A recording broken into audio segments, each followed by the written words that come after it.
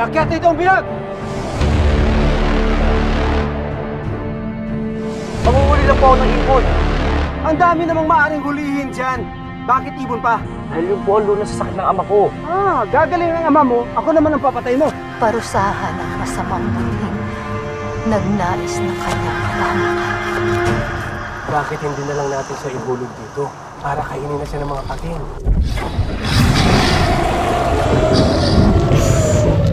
Huwag kang maingay. Kakainin ka ng halimaw.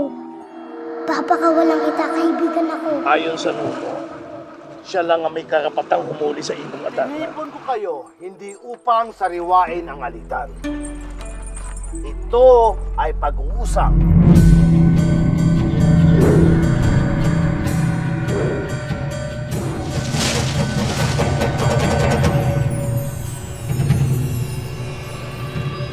Kumiwa ka ng maliit na sugat sa iyong palad. At tigaan mo ng dakta nitong sagid sito pang hindi ka makatulog sa huli ng ito.